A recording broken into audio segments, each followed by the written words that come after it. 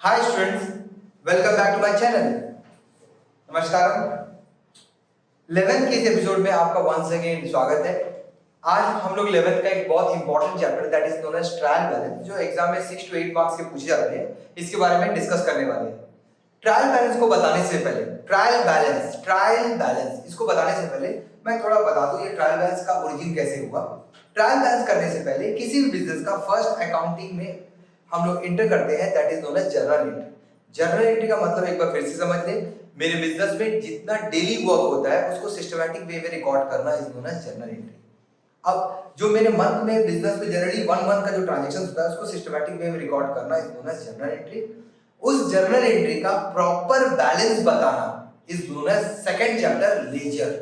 Means मेरे example लेते हैं, मंथ के एंड में मेरा सेल कितना हुआ, मंथ के एंड में परचेज का बैलेंस कितना हुआ, मंथ के एंड में रेंट कितना पे किए, मंथ के एंड में सैलरी कितना पे किए, ईच एंड एवरी चीज का बैलेंस बताना is known as laser.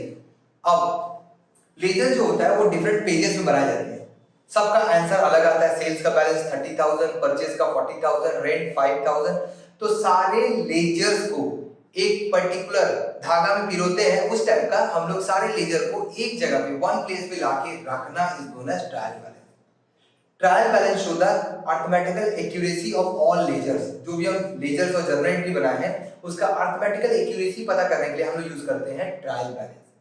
Trial balance के बाद मेरे बिजनेस का जो फाइनल मेरा बिजनेस का एम है प्रॉफिट निकालना, वो थ्रू ट्रायल बैलेंस हम लोग निकालते हैं प्रॉफिट।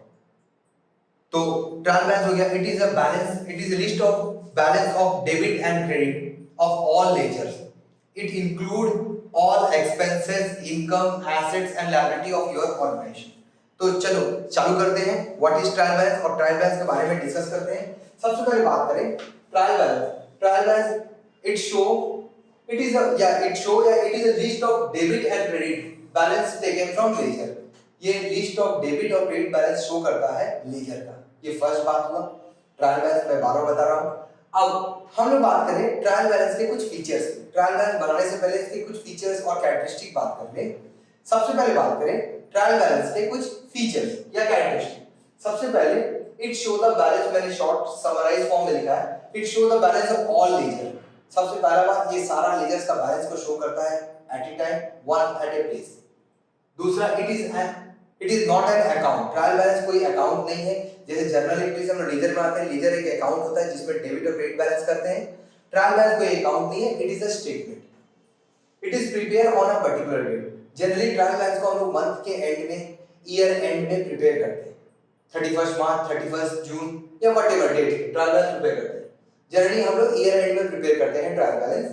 उसके बाद it show the arithmetical accuracy. आपके बिजनेस में अर्थमेटिकल एक्यूरेसी का मतलब डेबिट और क्रेडिट प्रॉपर बैलेंस कर रहा है कि नहीं, ये चेक करने के लिए हम लोग यूज करते हैं ट्रायल बैलेंस। और इसके बाद finally it is a complete list of expenses, income, assets, liability of your organisation. आपके बिजनेस में कितना एसेट्स है, कितना लायबिलिटी है, कितना एक्सपेंस है, कितना इनकम है, इसका बैलेंस शो करता है trial balance.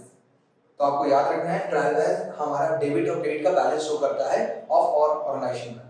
Debit credit include expenses, income, assets and liability, जो बिजनेस वर्ल्ड इसी के अराउंड घूमता है। तो चालू करते हैं ट्रायल बैलेंस का फॉर्मेट करना। ट्रायल बैलेंस करने के लिए ये मेरा बेसिक हेडिंग होगा, trial balance of basis Ram limited. Basis means company को बोलते हैं। Trial balance of Ram limited as eight 31 मार्च। अगर आप लिखें 2021 या जो भी ईयर होगा आप लिख लें।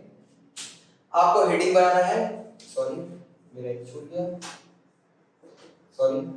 ट्रायल बैलेंस में name of account LF, balance दिया, बैलेंस CR, ये हो गया। साथ में अमाउंट का साइन देना है हमें। ये हो गया ट्रायल बैलेंस का format. Name of account LF, balance DR, balance CR। बहुत सारे लोग यहाँ पे सीरियल नंबर भी लिखते हैं 1 2 3 4। आप लोग चाहे तो लिख सकते हैं, ऐसे सर लोग मना करते हैं लिखने के लिए, ये आप लोग कर सकते हैं। ये हो गया ट्रायल बैलेंस का फॉर्मेट। तो मैं सीरियल नंबर हटा देता हूं। नेम ऑफ अकाउंट याद रखें, LF, balance DR, balance CR, ये हो गया।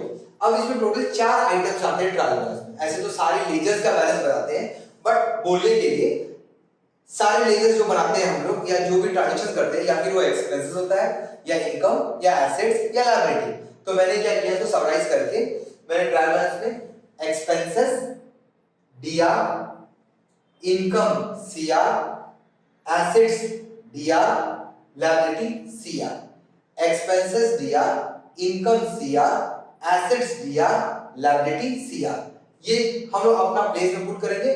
फाइनली आपका ट्रायल बैलेंस टैली होगा। अब आते हैं अकाउंटिंग प्रोसीजर में, या अकाउंटिंग प्रोसेस में हम लोग कैसे बनाते हैं। आगे देखिए अकाउंटिंग प्रोसीजर, अकाउंट बनाने के लिए ट्रायल बैलेंस जो चैप्टर है उसको दो अलग अलग वैरायटी में बनाया जाता है।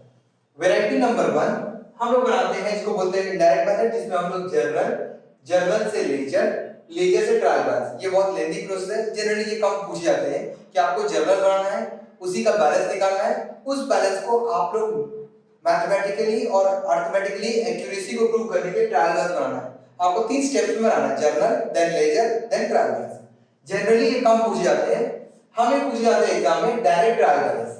ये डायरेक्ट ट्रायल बैलेंस का मतलब है मुझे कुछ लेजर्स के बैलेंस दे दिए जाते हैं, मींस सेल्स का बैलेंस 40,000, रेंट 50,000, इंटरेस्ट 9,000, डिस्काउंट 4,000, ऐसा करके कुछ बैलेंस निकाल के दे दिए जाते हैं और मुझे बोला जाता है कि आप लोग उसको प्रॉपर्ली ट्रायल बैलेंस में आइदर डेबिट क्रेडिट और डेबिट क्रेडिट करके पुट करेंगे।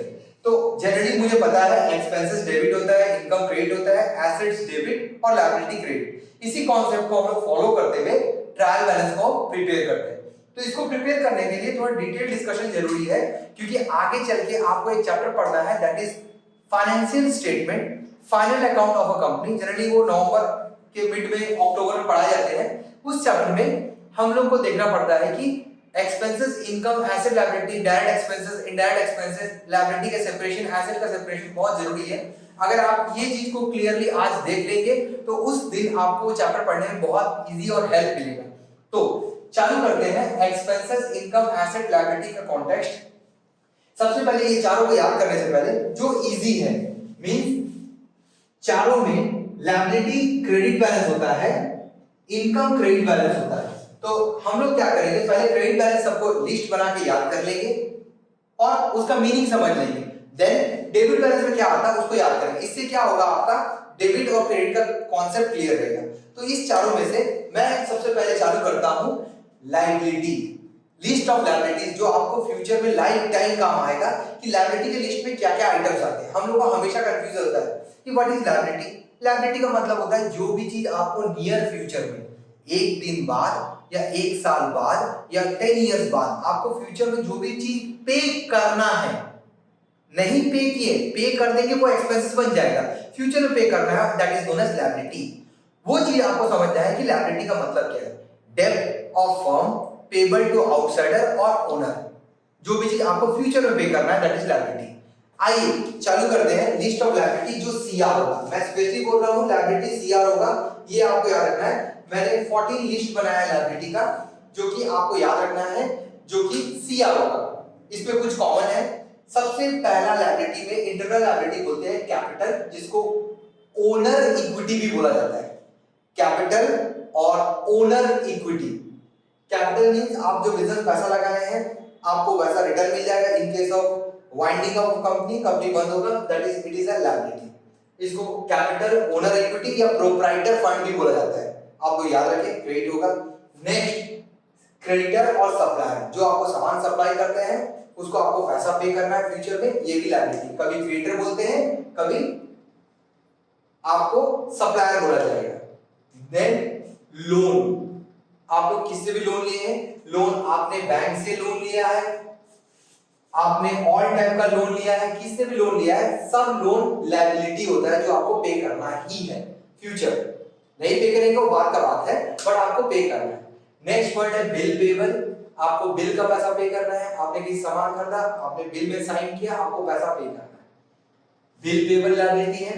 Then trade payable, trade payable is part of creditor and bill payable, इसको कंबाइन करने से बिल पेबल बनता है, ट्रेड पेबल बनता है, ये भी लायबिलिटी है। नेक्स्ट बैंक ओवरड्राफ्ट, आपको बता दें बैंक ओवरड्राफ्ट का मतलब होता है कि हम लोग बैंक से बैलेंस को नेगेटिव कर लिए। बैंक में मेरा करंट अकाउंट चलता है, करंट अकाउंट में मैंने डाला 10,000 और मैंने निकाल दिया 30,000, -20,000 जो मेरा बैंक बैलेंस है that is known as bank overdraft जो क्रेडिट होगा। नेक्स्ट आउटस्टैंडिंग एक्सपेंसेस जो मुझे पे करना है एक्सपेंसेस, जिसको जैसे एग्जांपल रेंट आउटस्टैंडिंग मुझे रेंट पे करना है, सैलरी आउटस्टैंडिंग सैलरी पे करना है फ्यूचर में, इनकम रिसीव इन एडवांस मुझे कहीं से एडवांस पैसा मिल गया, अगर मैं काम नहीं करूंगा मुझे वापस करना पड़ेगा। Similarly bank loan, all type of reserve, आपके बिजनेस में जितना भी रिजर्व है वो आपको at the end of business मुझे वो वापस कर देना पड़ता है, आइदर ओनर को और जिसका है उसको वापस कर देना पड़ता है। तो reserves all type of fund credit होगा, प्रोविजन क्रेडिट होगा, पब्लिक डिपॉजिट मैंने पब्लिक से पैसा भीख मांगा, all type of loan, these are the important liability, जिसमें सबसे मेन है capital, creditor, loan, bill payable, bank overdraft, ये कुछ इंपॉर्टेंट लायबिलिटीज हैं। उसके अलावा पूछे जाते हैं ये लिस्ट ऑफ लायबिलिटी, मैंने लायबिलिटी एसेट एक्सपेंसेस और इनकम का लिस्ट डिस्क्रिप्शन में दे दिया है पीडीएफ बना के, प्लीज आप लोग उसको देख ले अगर आपको कोई डाउट हो। मैंने लिस्ट ऑफ लायबिलिटी लिख दिया है, फिर से एक बार याद कर लीजिए आप लोग, कैपिटल, क्रेडिटर और supplier, bill payable, trade payable, payable से समझ में आ रहा फ्यूचर पे करेंगे, loan, bank loan, public deposit, short term loan, outstanding expenses, income receive in advance, trade payable, bank overdraft, these are important liability. इसके अलावा हट के दो लायबिलिटी है, प्रोविजन एंड रिजर्व, ये रहा मेरा लिस्ट ऑफ लायबिलिटीज। अब हम लोग करेंगे लिस्ट ऑफ इनकम। आइए स्टार्ट करते हैं लिस्ट ऑफ इनकम सीआर।